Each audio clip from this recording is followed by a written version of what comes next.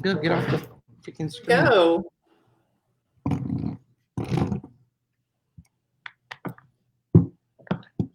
We are live. Can you see the comment box to the right, George? Yeah, I love that. Live comments, I put it on instead of private chat, right? I'm not sure I understand. Yes.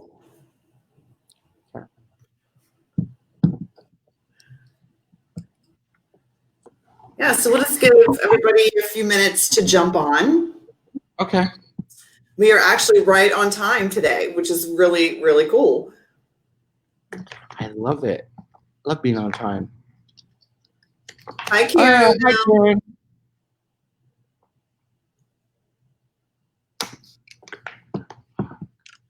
You take it off the case.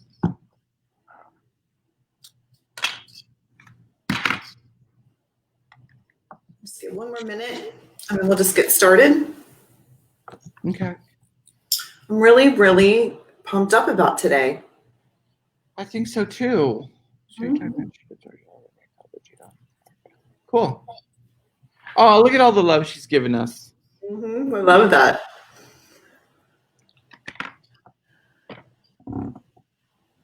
Hi, Debbie. Hey, Debbie. All right, everybody, it's 1:01 Eastern Standard Time. Welcome to another Keune Academy Live. I'm really, really honored today to spend some time with someone that's very, very near and dear to my heart. I've known this gentleman for, and I'm going to show my age, for 24 years. I figured that out, George, yesterday. Wow. 24 years. And not only have we been on many, many journeys together, but we share very similar mindset when it comes to how we want to positively impact the people that we come in contact with. So not only is he an award-winning hairdresser, but he is an amazing friend, and I want to give it up to Mr. George Alderte. Yay! Oh, thank you. Well, you know, when you said 24 years, I can't believe it. I mean, there's so many things that we've experienced together and so many different journeys, same journey, but just different experiences in that journey. And the one thing that I know to be true about you as our VP of Education and shows here at Keune North America is that you always have a plan and you always look at it and have the insight to look at it in, like, not just right now or presently, but in the future. Like, what does it look like? And what is it that we want to commit to and work on and create those goals so that we can help others and be impactful for all of their self-discoveries. Patience, guys. And I think that that takes a lot of tolerance and tenacity, which we both have, and a lot of patience. So I have to say to you, thank you for bringing that to us and our team, and that you're always really living that. You're always living the fact that we want to make sure that we have those self-discoveries within ourselves and how we have a purposeful meaning in what we do. So that would be Jessica to me in a nutshell. Oh, so thank I you. appreciate it. I'll let you do that. And thank you. And I'm looking forward to talking to you about coaching and mentorship today and with our guests that are jumping on right now. Yes. Hello to everybody. Is there somebody behind me? Hi, Bill. That was Bill. Tell me to be careful. There he is.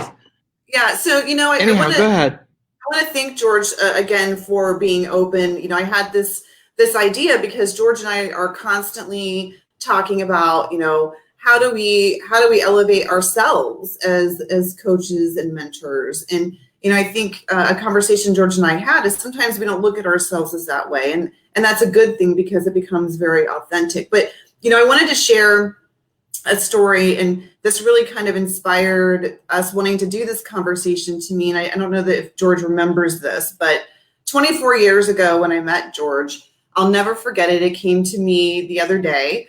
And I was like, when was the first time I had the pleasure of meeting you?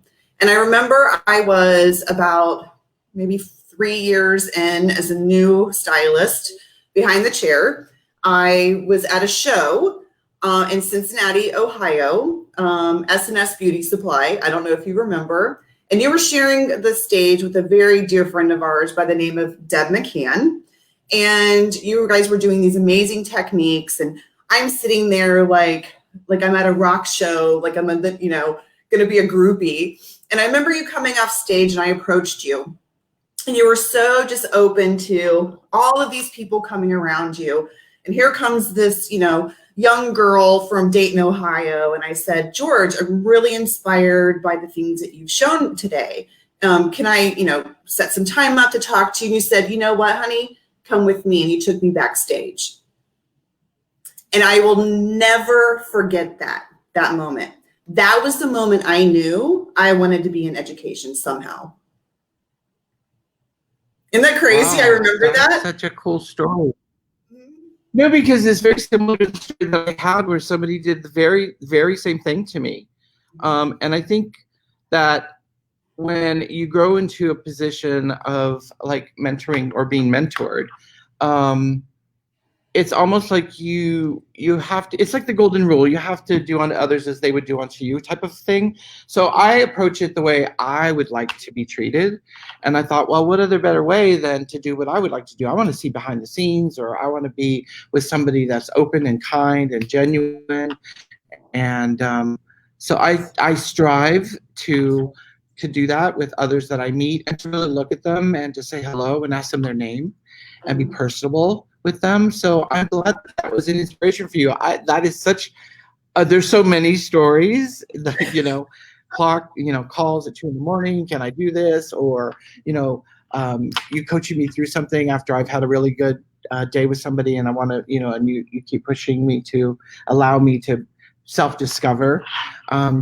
So thank you for that. That's a good story. That's a good memory. That's awesome. Great. It just came Very to me. cool. I think it came to me at the perfect time. So yeah, so we'll kind of just get started. Everybody, please give us your comments, your questions.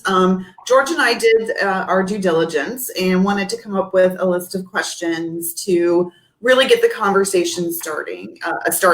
As I said, coaching and mentoring is something that's very dear to me. And to George, and we thought it was a great topic for Straight Talk this week. So, George, I want to ask you the first question. Are you ready? Okay. Yeah, I'm ready. So, who is your biggest influence in your family?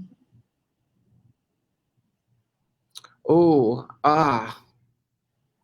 can I have more than one? Sure. It was the women in my life. Mm-hmm. It was my aunt, who's with us today still, my grandmother, who's no longer with us, and my mother, who's no longer with us. But those three women, actually, it's both. It was the men in the work ethic of my family, but it was the women in the due diligence of doing and achieving whatever you wanted to be, whatever you wanted to do. And I think them growing up in the 30s, the 50s, and the 60s, they all had different types of generations of background that they kind of instilled in me. And I'd have to say in my family, it was the women of my family that really did that. And I think that kind of lent to me becoming a hairdresser, because I kind of knew what they liked and what they didn't like. And I got to experience what they were like at the salon too. And I got to see, I got to hear the back talk, like, oh, I didn't like the way Charlie did this, or I wish he could have done that, or I want to see him. So they taught me a lot that way. But more importantly in life, it was like to do and achieve whatever I wanted to do or be, no matter what. And I just hold that very near and dear to my heart and to the way I live. And to have my aunt, I talk to my aunt just about, every day, and just check in. We check in with each other and just talk about, what's going on in life and what we're experiencing. So it still continues to be, I still continue to be mentored to her, and the memories of my grandmother and my mother. So that's who it would be for me in my family. Mm-hmm. Yeah, definitely. Mm-hmm. So I think that's really important. And they're totally different, completely different. One is more a way of life, and they know you personally. Where in professional life, a mentor understands the type of work that you want to do and what you want to become in your career. So it's completely different. I think one's more personable. The other one can be, but it's more business, I think, too, and growth, personal growth. So yeah, that's a great question. Yeah, for me, it was definitely my mom and dad. And like you just said, for two totally different reasons. My mom honestly has the strongest work ethic that I've ever seen in a woman.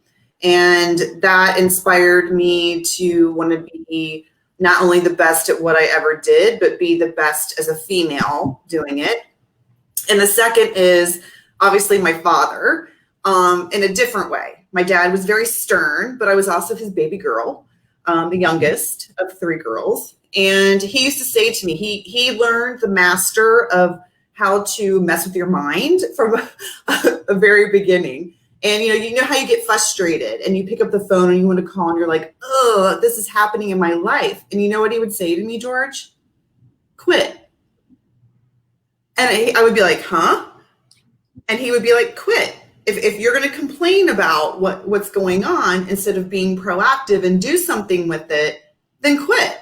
And he knew I was not a quitter. So those two combined really powered me to want to educate myself, learn everything that I could, and just be the best version of me, or better than the version of me I thought I could be. So they were 2 huge influences and still are in my life. That brings a really poignant story to mind right now. I was thinking about it on this road trip that I just had, and we were going through Nevada, and I was thinking about the Colorado River. And, a huge shock of experience that I had was learning to swim. And I remember being out on the lake, and my father, who was a great work ethic, never called in sick, always worked really hard. And that was a great experience for me too. But he was also big teddy bear, but also could be very stern. And I'll never forget, he said, well, look at this beautiful lake. Isn't it great? I'm like, yeah, you can see the fear in me. And I remember him just picking me up and throwing me into the water and sink or swim. Yeah. And I think about it, and at first I thought I was so angry about it for a long time, but now I think about it, if I wouldn't have had that experience, I probably wouldn't jump in head first sometimes and take that risk that I need to in the way that taught me in that experience. And I think about it now, and I think, wow, maybe I wouldn't have taken the first step. Maybe I would still continue to have that fear. And sometimes we do have to get out of our way. And for me, that's one of the most important things, is getting out of my way. And that's when a mentor for me is really important, because they help me to break and shed that skin and get rid of that fear, to try new things, and uncomfortable things, and things that we can do but we feel that we can't. And that's when a mentor, I think, will help to pull you out of that. And that's important for me too. So yeah, I understand. So for family, for me, that was the same thing. Yeah, very true. This is so cool. I love talking about this. And if there's any questions out there with anybody, I see Diane and and Amber. Hey, Amber. Wendy. Hi, Wendy. Hi. Tony. Yeah. Oh my God. Hey, you're so right. I started hairdressing 30 when I started hairdressing, and I was always in my mom's college, and I never without 16-year-old, and hairdresser wasn't for me, but that's a good one. That's amazing. Yeah, beautiful. So with that said, too, I don't think thanks ever for sharing that. Thanks for sharing that, because it is. We always start somewhere, right? And it typically is a relationship from, growing up as a kid, whether it's a sister, a brother, an aunt, uncle, grandparents, whoever it is. That is a stepping stone to what mentorship, or our ability to receive mentoring and coaching, looks like, I believe, as an adult. So George, who is your biggest industry influencer? I know it's hard because you've had so many. There's so many, but I have to go back to the very first original, and that would have been Philip Wilson. Philip Wilson for me was probably, not without knowing what a mentor was or understanding what it was, but he took me under his wings. He visited us in the salon, our very first location. I didn't know who he was. I didn't know who the company was, really. I knew we would carry their product, but I didn't really know the philosophy of Lanza at the time, with Robert DeLanza, the original. And he basically asked me to audition for the team, and really became that insight that I needed as I was growing. You know, at that time, shows were huge. And so we did shows and we worked on the 30. We didn't get a lunch break. And he taught me how to keep moving and keep going and how to talk and work. And always asked me questions. And I was like, why are you always asking me questions? But what he was really doing was asking me to self-discover. And so, where did I get that from? And today we still have, you know, we still have a friendship and adornment for each other. But I would say he would be the first. But there's so many. There's so many. I can, you know, name them all. Sam and Cynthia, Chris Barra, and then Chris Sorby and Christine Schuster and Pam Malazzo and you. And there's so many different people. And Nancy. We share so many of those people, you know, just because, you know, we've been on a long journey together. So, yeah, I mean, we share a lot of those same people. And I think for me, many years ago, I had left a previous brand and had a great opportunity to work for a dear friend of mine. And I've always had a business side to myself. And I've cherished that because I believe that we receive gifts from other people, and what we do with them to enhance them, we gift them forward. So I would have to say my biggest industry, other than all the amazing hairdressers, artists, I mean, I'm so honored and privileged to get to work with so many talented people on a daily basis that it's hard to pick one. But from an overall industry, I would have to say a gentleman by the name of Glenn Baker. And he took me under his wing. He took me under his wing. He was doing some private coaching for the salon that I worked for. And he really taught me so much and spent a lot of time and was willing to look at me and say, Jessica, come on, get your head out of your, and, you know, work through this. And I admired that so much of him. And I haven't spoken to him in many years, and it makes me want to reach out and just say hello. So for some reason, Glenn Baker, you get to see this.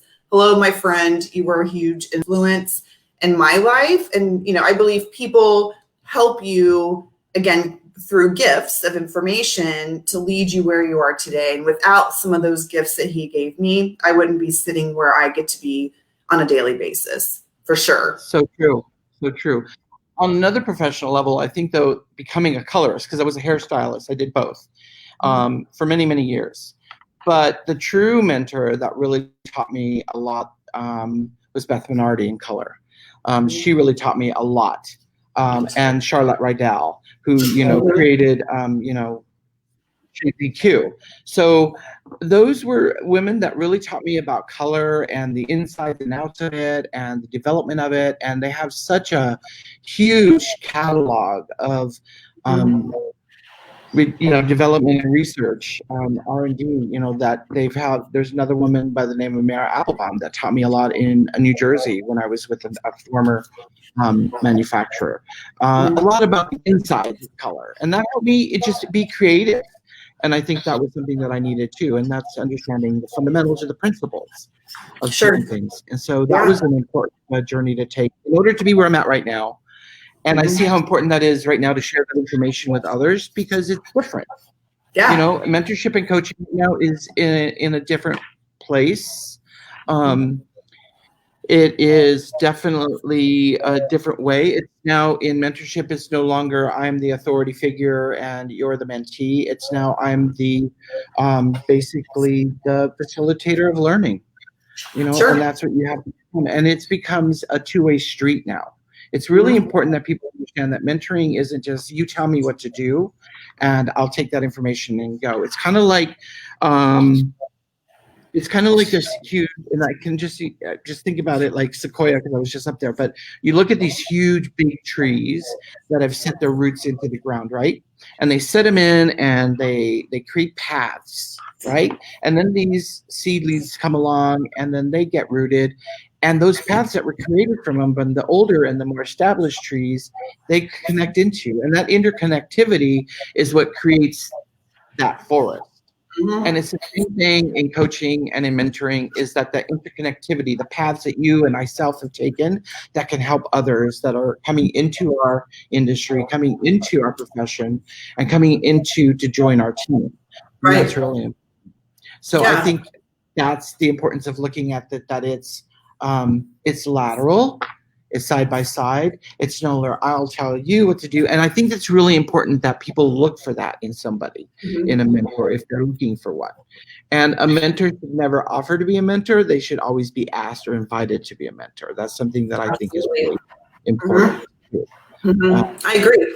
I believe that your mentor finds you when you don't even know it, because they see something in you that you're not seeing quite in yourself, and they coach you through questions to lead you there to find that. And then that's when the true mentoring happens, when you come selfless, open-hearted, and really there to build someone else. So you and I had a project. Remember what that project was? We wanted to look up the true definitions of mentoring. So I found it interesting because I got coaching and I knew that I knew what it was going to be about. I'm not a basketball coach, but some days I feel like I kind of am, right? Well, yeah, sometimes you feel like you're herding cats too. Yeah, large team of people. But what resonated to me within the definition was a coach must develop coaching philosophy. And that's true. That's so true. And I think the philosophy comes through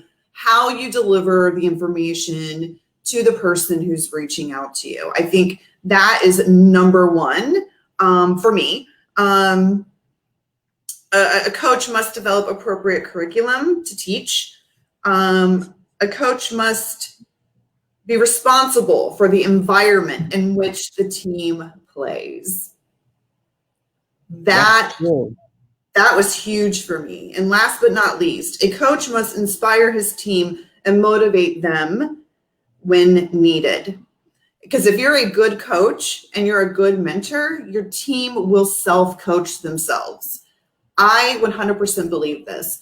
I watch our amazing Keune educators every day start to ask a question. You've seen it. And then they coach themselves out of it. And I'm like, oh my God, you're now at the next level. You've recognized when you can self-recognize.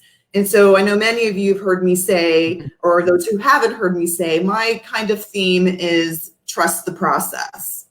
That's just always been my life theme. And that's really, truly what that means. And as our friend Marlo here commented, you must be a student for life. And that's true. As a mentor and as a coach, you have to be the student as well, because you will learn something from the people that you are coaching and mentoring if you're doing it with open heart. You will. You'll learn something from each other. I learn from you all the time, George. Well, vice versa, all the time. And it's just like, you know, how they say, you know, two heads are better than one. It's just kind of bouncing off somebody and working off somebody. And I think that's where our relationship has grown to. I think that's important. But on the flip side of that, what's really important is that the mentee has to become actually more of an active learner. Because sometimes a mentee will think, okay, just teach me. And then they become a passive learner, and they're really not, they're just taking the information, and you can't mimic anybody's ways of doing things. You can model it and you can apply it, but it's got to be your own personal journey. So I think that's important, that they become very active in their learning and participate. And that's really important, is participation, and not to fear. The worst thing that's going to happen if you ask a question is what? They answer it. So what? But you can't, an answer is not going to give you the experience. You have to do it in order to experience it. And that's the importance of it. And I think that there's so many things, you know, I've learned from so many different people, you know, and I think it just goes back to like talking about my mom and her. I was a part of Key Club and Kiwanis and Rotary Club and all those things where you had to speak. And I forgot about all those coaches that helped me along, all those businessmen that helped me, you know, that, you know, you sort of, because you're a kid in high school and you're just doing this. It's just interesting that I never realized that I was always being mentored throughout my entire life. And that it's become a way of life for me. And for a mentor, what I've noticed and what I've looked up is that it is a way of life. It's a passion, and it's a development, and it's a constant ongoing learning for a mentor. So it's really cool. And what I love about coaches is coaches never play the game. They never play. They never get involved in play. I mean, neither do mentors. You know, it's important to remember that. And sometimes I've experienced where I thought, okay, well, just do it for me. Nope, that's not going to work. So it has to be the other way around. So George, exactly. What is your first approach to mentoring someone?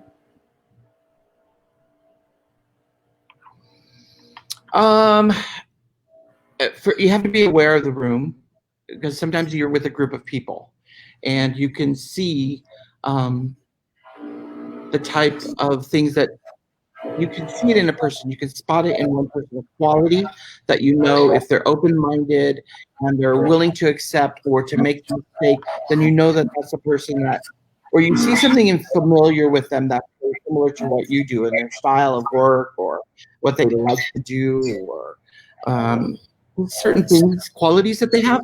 And then I hone into that, like, what is it that I can do to offer? You know, if they're maybe troubleshoot with them or help them to self-discover. So that's the first thing I do is like, what is it? How is it that I can offer my experience to them? And usually they're very open and they're like looking for something. You can tell. And that's the first thing that I look for and look at to do is how is it that we can help them on this journey? What is it? What's the little nugget? Yeah, I love that. I mean, so, yeah, that's what I look for. Yeah, I have many people, you know, especially within our network that, you know, I always say you have to ask someone to mentor you. My first question to them is always, what do you hope to accomplish through that journey with me? You know, there's many different things. You're never going to have one mentor. You're never going to have one coach, because I truly believe in my heart of heart, not everyone's a master at everything. So you really should approach people who you're like, wow, I really respect and love what they're doing here. And it's maybe a skill that I want to refine. Approach that person about that. And you may have somebody like, I want to refine my color skills. You know, you probably don't want to come to me because it's been a while, but you want knowledge about it? You want knowledge about it? I'm like an encyclopedia, but you want a little more technique? I might gear you towards somebody else. You know what I'm saying? So I think that that's so important to find that right person for you based on your needs. And it's okay to need something.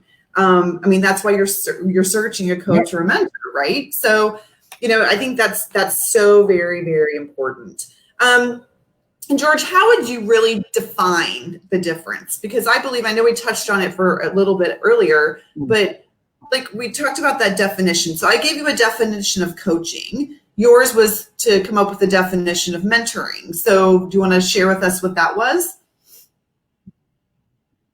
Yeah, for me, mentorship or a mentor is somebody has the experiences, vast experience, that they're open and willing to share with somebody, and to always, they're constantly striving to help somebody or to offer information or to be open-minded to people.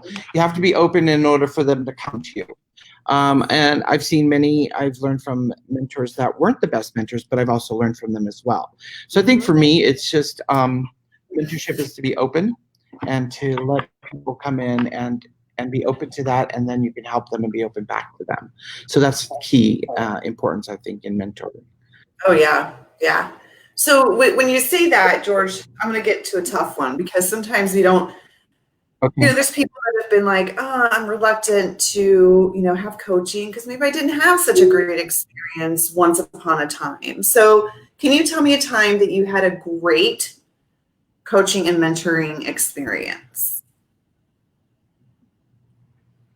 Oh gosh, yeah, there's so many. New to the business, new to the industry, new to performing on stage. And I think there was a couple that really looked at me and were watching me, and they both decided, they both have different styles. One was a colorist, one was a designer. They were a couple, and they both coached me through in different ways to get prepared, to be up there, to calm my nerves. And it was a wonderful experience for the whole entire weekend because I learned from them the entire weekend. And then, and I know you know who they are. One gentleman is no longer with us. They were a husband and wife team. That was, Philip, Anthony, and Sharon, from the Midwest up in Michigan. And they were very, very, helpful in many, many ways. The worst experience that I've had was being shut off, being closed off and just shut down. I had nothing really to offer. And that, what was I doing there? And then they just made me do grunt work, go get me this, go get me my coffee, go fetch me this, when I was there to learn. And what that taught me was really an important lesson. I don't blame that person. I really don't. And I've forgiven them, actually, because they were in their own space, in their own head, and they were trying to create, and the pressure of what they were doing was their way of dealing with it, I guess. And so, but what I do take away, my biggest takeaway is never to be like that. Always to take that breath, even though you're uptight and you're in the middle of something, and we usually are, and that person comes over, is to take a deep breath, turn around, smile, and say, how can I help you? What is it? Hi, nice to meet you. And then open up that conversation. But that bad experience taught me never to ever do that or to act in that way. And that was really key for me. And that's why I said sometimes bad experiences are good ones, because they teach you what you don't want to be. Cool. Yeah, I mean, I think that's the key. Yeah, I think that's the key, though, George. I've had similar, and I've had so many great mentors. I couldn't boil it down to one, and I couldn't boil it down to one story. And you're definitely one of those people that have mentored me as a professional behind the chair. You were someone that definitely guided me and helped me to love being a colorist the way that I still love being a colorist. So thank you for that. And I've also had bad ones. Yeah, I've had bad ones where they used my ability to further themselves and push you to the side. And, I always made that promise to myself that if I was ever in a place to help grow someone's career, that wouldn't be me. It would be, I would always try and strive to be the coach and the mentor that someone could be proud of and feel like, wow, I took something away from that now I want to gift it to the next stylist or the next, business person, or, and I'm surrounded by some of the most amazing individuals that I don't think if someone didn't see previous leadership, see something in me that said, you can do this, Jessica, then I wouldn't have that honor to know all the people in our network.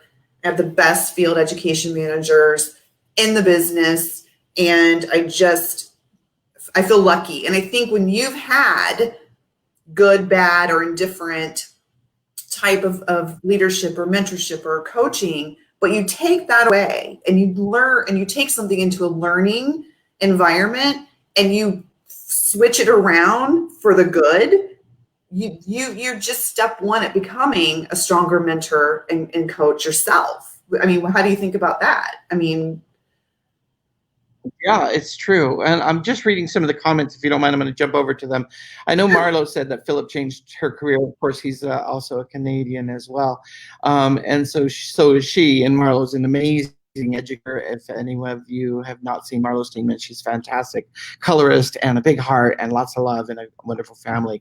But just reaching out to her and saying hi and thank you for jumping on. Marlo, it's so good to hear from you and to see your involvement. And then there's Debbie that was talking about her mentor, her boss being of 16 years.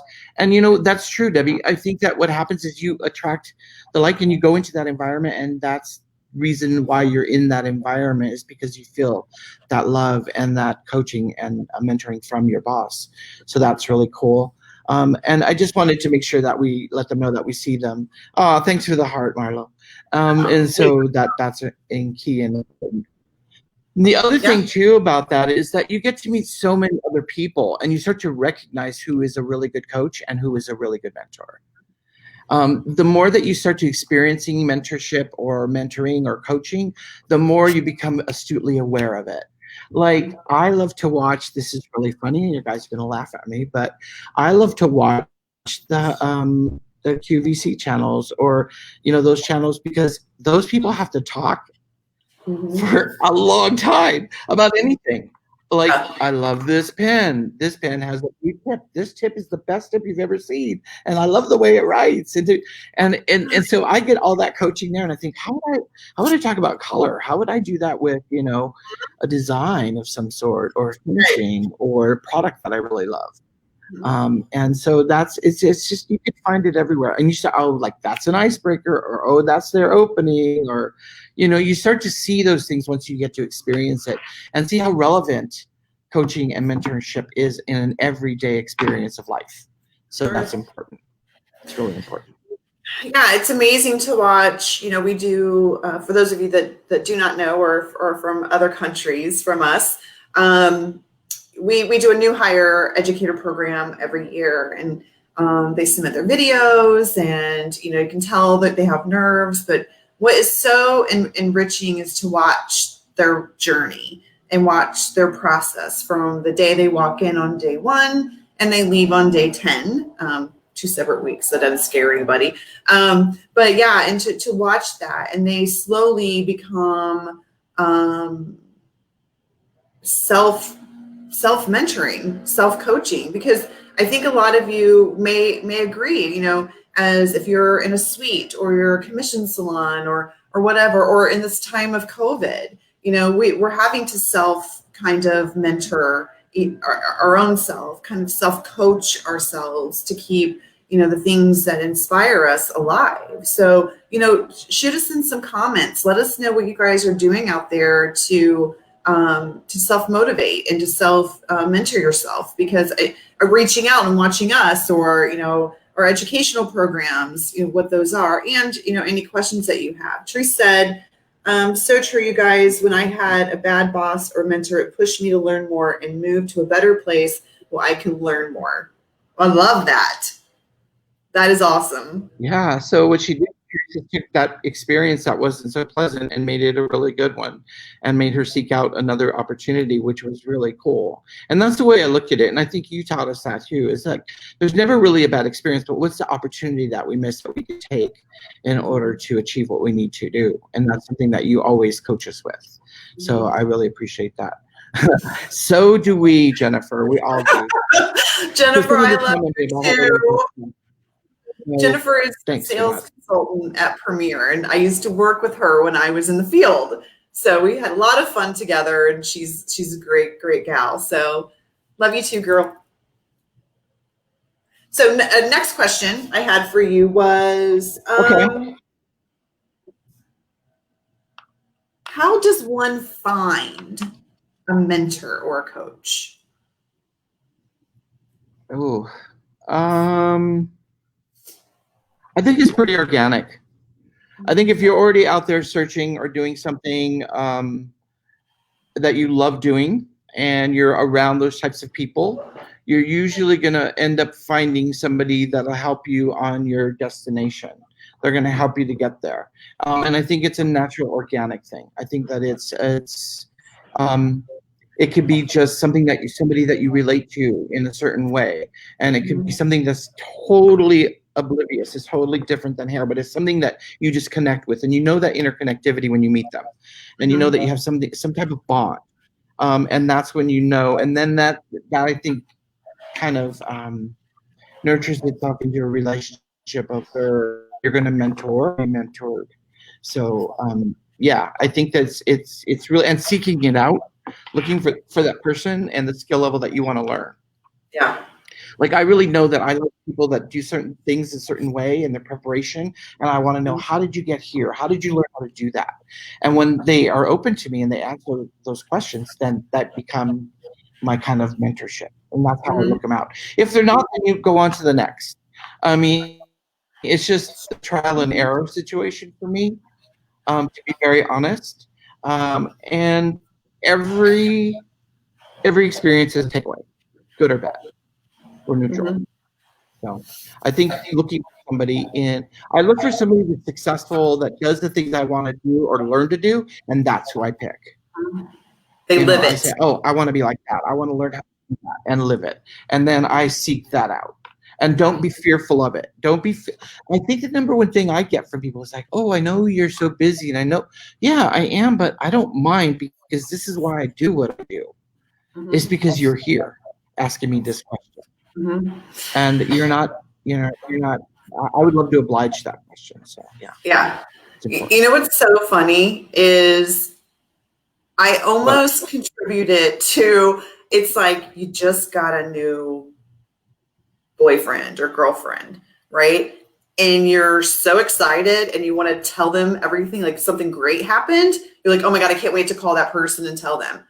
That to me is like, you're now my mentor, because I want your blessing, or I'm looking for your praise or whatever. But you're also that same person where you're like, oh my God, I totally screwed up. I don't know how to approach this. I need a sounding board. And you still call that person. So that may be a terrible analogy, but you just remember that, like, oh, I want to be, I want that person's acceptance, or I want that person's acknowledgement. I don't want to use the word acceptance. That's not the right word. Acknowledgement of good, bad, or indifferent.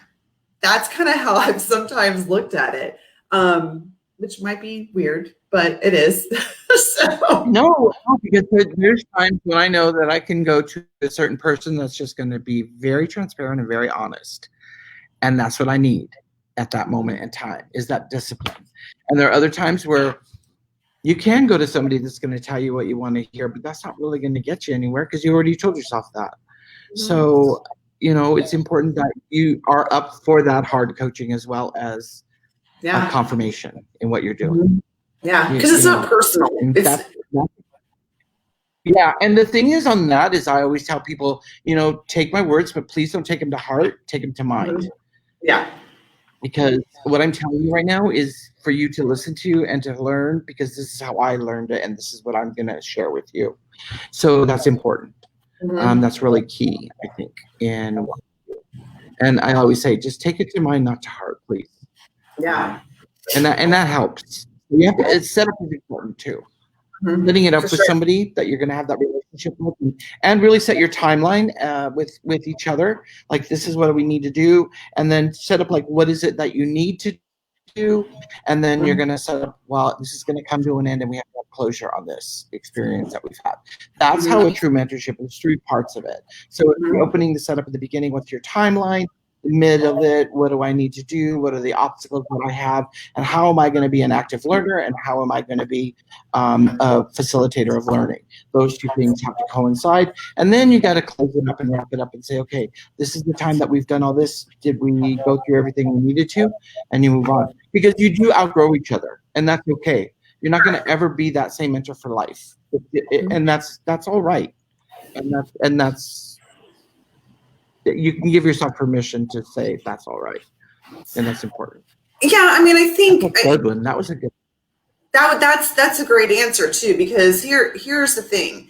Yeah, no, you kind of move on to the new one because someone has gifted you everything that you can take from them, but you've now created almost a higher level of friendship with that person that will carry you forever, because you now have a bond that you didn't have before. And I think that, for me, anyone who's looking for a mentor or a coach, my advice would be, first and foremost, self-reflection.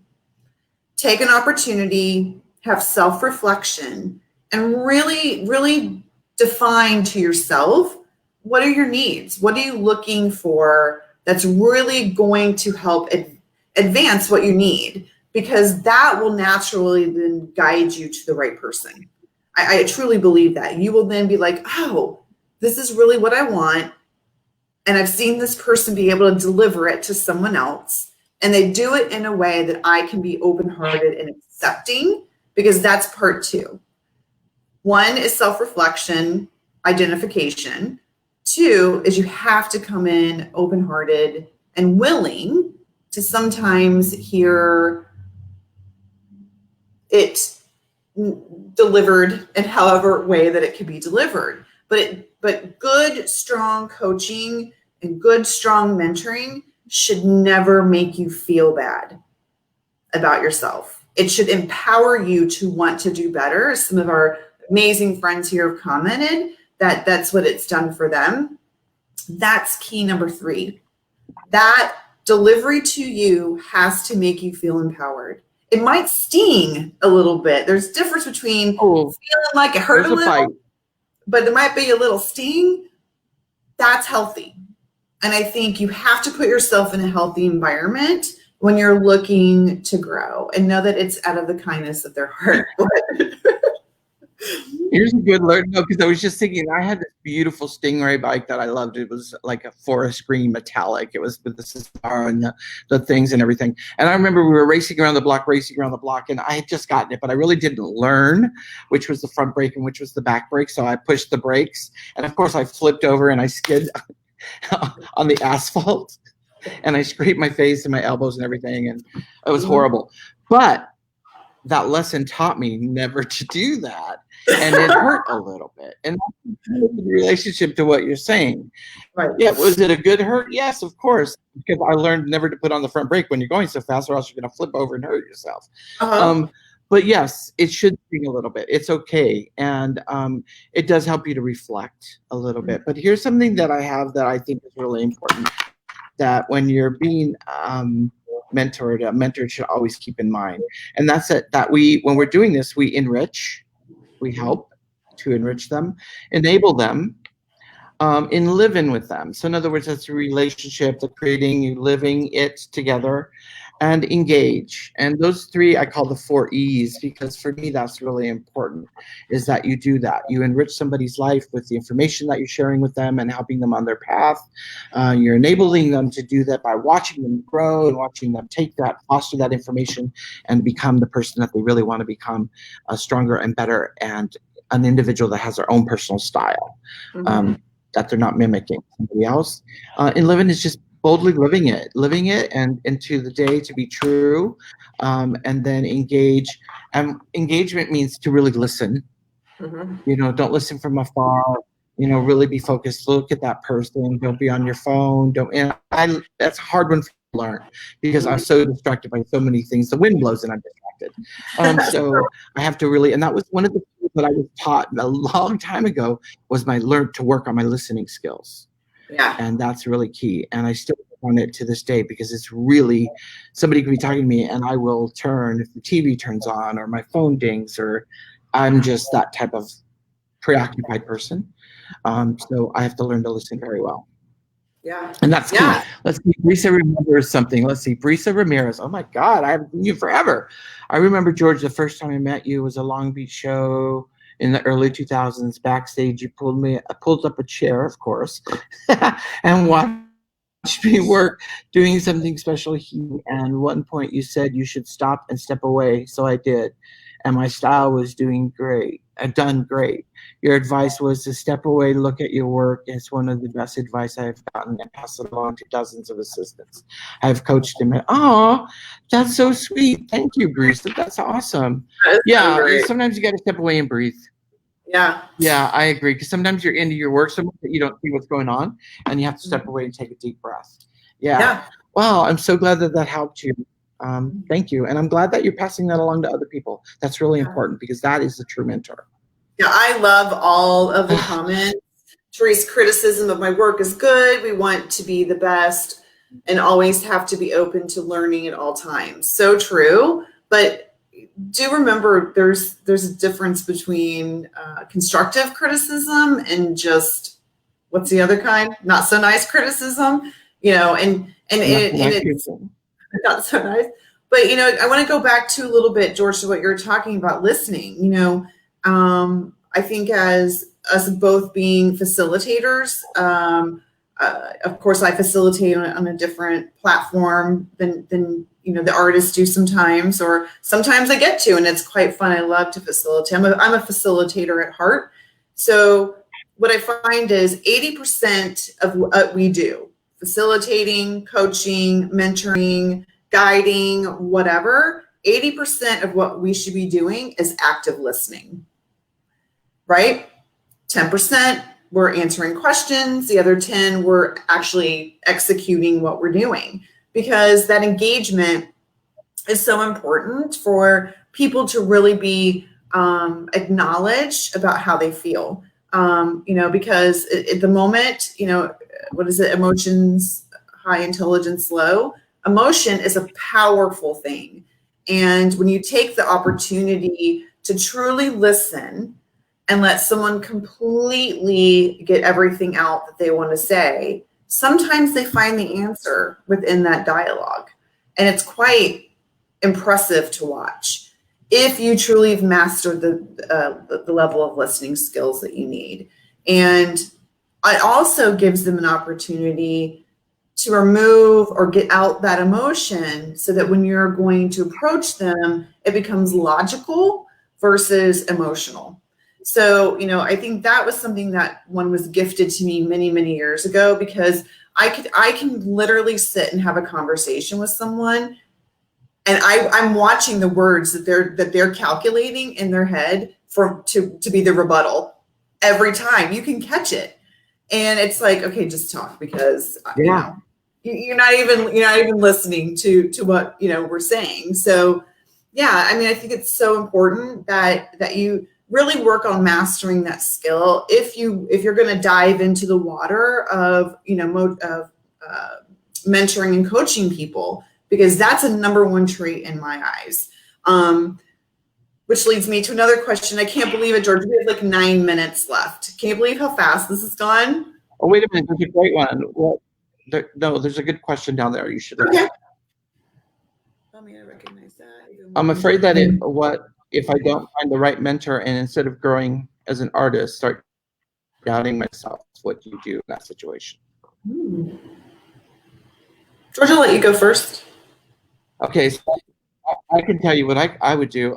If I find that fear is our biggest challenge, I think, in anything that we do. What I would do is I would research a little bit more, and understanding that sometimes what we interpret isn't what they're thinking. Okay, and I learned this a long time in a seminar, and that was, I was working along, somebody walked in the room, looked at me, and turned around and walked away, and I immediately took it that it was me. Oh my gosh, she doesn't want to talk to me. Oh my God, what did I do wrong? Da, da, da. And it wasn't about me. She forgot something, turned out the room, and left.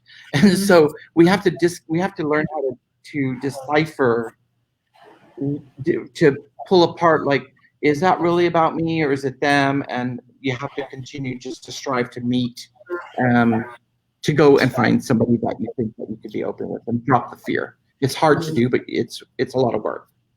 I hope that helped. Mm-hmm. Yeah. And I'll go back to what I said first is, the 3 steps I talked about. That first step is reflection for yourself, and I believe if you are able to really identify what your needs are to help support you growing, you're going to naturally find that person. 2, if it's someone you admire, then I think that you're going to have a level of admiration for that person, because then you're going to know that you're getting exactly like, oh my gosh, I love that. I want to learn how to do that. You're going to get it just because they live it. And that's so important. And I believe that you'll be able to exit gracefully, quickly, if that is somebody that's not for you. And that's okay. And not everybody is going to be able to deliver, because not everybody has the ability to mentor someone. They may just be able to say, you know what, if I'll just use a haircut as an example. Say you want to learn this great haircut, or you're watching this master cutter and you're like, oh, I really want to become a master cutter. It may be that you learn principles from one, but you learn delivery from another. Does that make sense? So it's going to feel right to you. It has to feel right.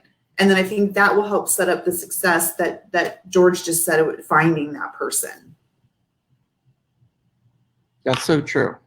And I think about that to this day. It's like really going after the person you admire and want to mimic yourself to become that kind of a personality, or you want to learn those certain skill sets, then you've got to find the person that you admire to do that, and respect, and vice versa. It's got to go both ways. Remember, it's always a two-way street out there.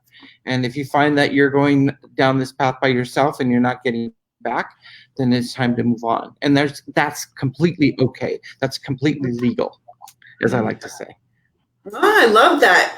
Says that, yes, I have that person and want to do what she does. I admire and love her, but I'm not sure about her personality. Thanks so much. Yeah, I mean, you got to have, yeah, you're right. You got to have that two-way street. I mean, you've got to be able to, to get along, for one. But again, like I said, you might find that admiration of what they do and you want to do it. So you're going to learn bits and pieces of that. And then once you've kind of owned that, you've taken that on and you've mastered it, you're like, oh, now I need more. So now it's going to maybe be a different person that you've met through that journey of ownership of the tools that someone gifted you. And I think that's, yeah, and you're right. Respect is huge. Respect is huge. You have to respect the person, either that you're, well, vice versa. And really remember this though too. That person may be going through coaching and mentoring themselves. They're still processing, growing. So they haven't gotten to that point where they want to maybe mentor somebody. Maybe they're going through that process as well. They're at just another level. And that's important to acknowledge as well. So you might think, oh, they don't want to do it. You don't know that. They may be going through their own growth pattern. And that's important to understand and walk away from that. And you'll know when somebody's ready to do that. And when you ask, they'll know. And long distance coaching is difficult as well. But that's another method. I do that with some friends that call me, and we coach through the phone and we coach through the computer, and we talk about different things and email certain things or photos and talk about it and discuss it. So there's all sorts of different types of coaching and mentoring. And long distance, sometimes in this world right now, I think we're going to be learning how to do that. And digital and virtual learning is a whole different thing. And I know that you and I have discussed this, Jessica, and we're really wrapping ourselves around that and understanding how we can do it better in the engagement and the enrollment virtually and digitally, because it's a whole new world right now of how we're going to have to offer our education and communication with the way that it is right now for the moment. So that's really important and key. And I'm, looking up things and I'm sharing them with you, and you're talking to me and sharing those with me on how do we find these things, because sometimes we need our pond filled up a little bit too. We got to give it out and empty it, and then we need it refilled, and we need to get motivated so that we make sure that we're just in check. We're checking ourselves constantly. So I think that's really important. Good questions, you guys. Yeah, they have some. Yeah, great. Hi, Thomas. Great comments. Yep, Thomas said. Is that Thomas Alderete? Yeah, for your mentorship and leadership. Miss you. Miss you too. Karen, we love this session too, and we love you. Oh, I'm so excited that, and I don't want to mispronounce your name. Anshu? Yeah, I'm gonna say it wrong. My apologies. She said, yes, I'm excited, but because she's amazing, but I'm scared too. You know what? Being scared is okay, but fear of you not taking that chance is what will hold you back. So I'd love to hear from you and how it goes, and shoot us an email. Let us know at education@keune.com. Love to hear from you and see how that first mentoring session goes for you. No, thank you guys for joining us. We have 1 minute left. 1 minute, George. And I know it is time just flew. I was kind of afraid we weren't going to have enough content, but I want to say this, again, we have privilege. We have privilege when it comes to people asking to for us to be involved in their life. And I really use the word privilege strongly because it is. And I want to say this, that if you approach someone about mentoring you, again, be clear what you're asking them for. And it may not be, I want to be, you know, a platform artist, or I want to be head of an education department one day. It might just simply be, you know what? I need help with being able to communicate better. You have great communication skills. Would you help me a little bit? Help me take that approach, because it could be the littlest thing that leads you to the next mentor and the next coach and the next and the next. So, you know, as someone, I'll leave you with this and I'll turn it over to George. I crave coaching. I crave it. You know, after I do a presentation, I come off the stage and I'll ask my fellow artists, hey guys, how did I do? What should I do different? What were my opportunities? You know, those kind of things, because sometimes we get stuck here and we forget to include here. Sometimes. So yeah, I think that's just an approach that works for me. George, what about you? I would say that and I always say this, sometimes you share something with somebody that you have so much passion about, and you have to really understand the personal style that person you're talking to.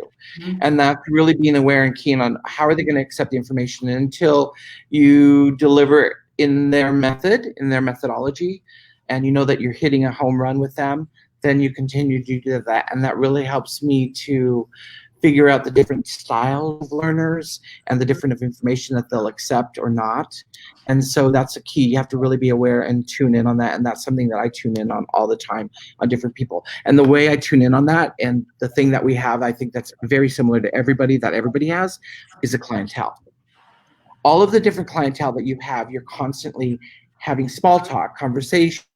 You're doing everything communicating.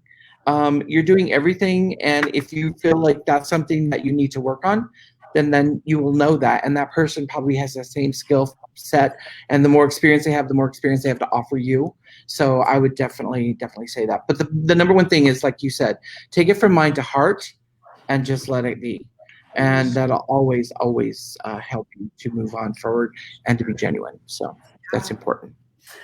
Well, Mr. Alderete, I have thoroughly enjoyed our time together today, and I hope we get to do it again sometime soon. Hey, everybody, sorry we went over a couple minutes. Thank you so much for continuing to support Keune and our Academy Lives. We love bringing you education. Share with us what you want to see from us. Hi, Bill, again. Share with us what you want to see. You know, keep the comments. We're always monitoring the comments even after our live. So visit us also at keuneeducation.com. Click on the digital tab where you can find everything that we're bringing to you from a digital standpoint. Again, George, my heart is full of love for you. Jessica, thank you. Hey, thank you always. I'll talk to you soon. Bye, everybody. It was so good to see all of you, or to hear from all of you. Bye, everyone. You take care. Oh, Amber says hi. I'll talk to you guys later.